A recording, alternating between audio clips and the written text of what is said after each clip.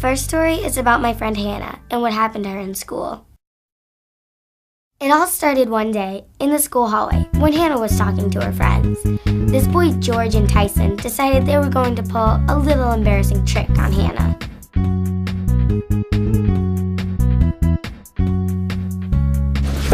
Sorry, it was an accident. Yeah, right. Tyson had gotten the embarrassing photo he wanted to get.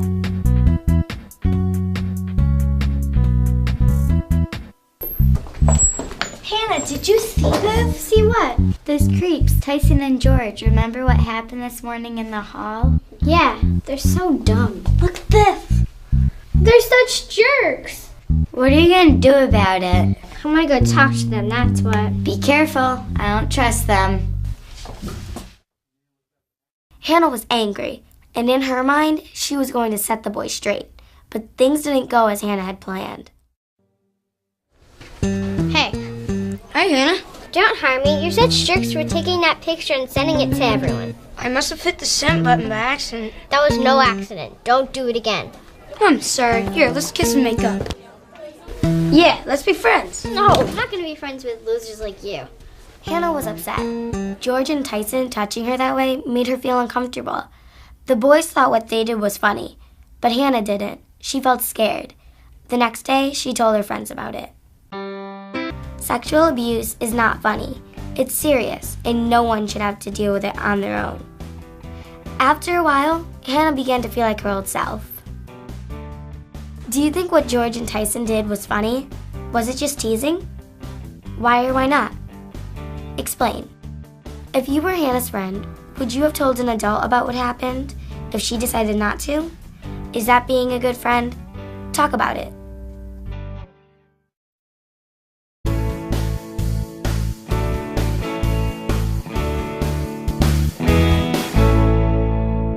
Now, this is my story. It all started a few months ago. My mom got married to Phil. We call him Uncle Phil. So, me, my mom, and my little sister, Mary, were moving into Phil's house. Every other week, Phil's son, Alex, stays with his dad. We met him a few times, and he seemed to be pretty cool. Actually, it was kind of neat having an older brother. Sometimes we played video games. It was fun, but I always lost. But board games, on the other hand, were my strong suit. Beauty contest. Collect $200.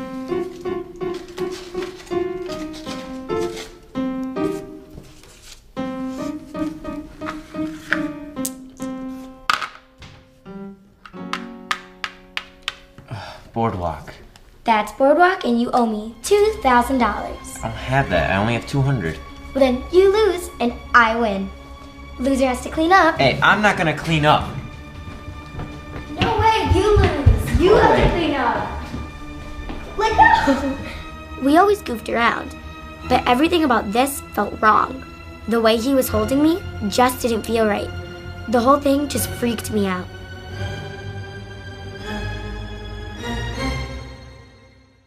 I really felt mixed up about the whole thing, and it just made me feel horrible.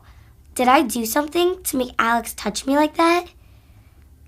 He left that night, and he didn't come back for another 2 weeks. Later on, I thought that I'd avoid getting into that kind of situation again. I wouldn't joke around with him anymore.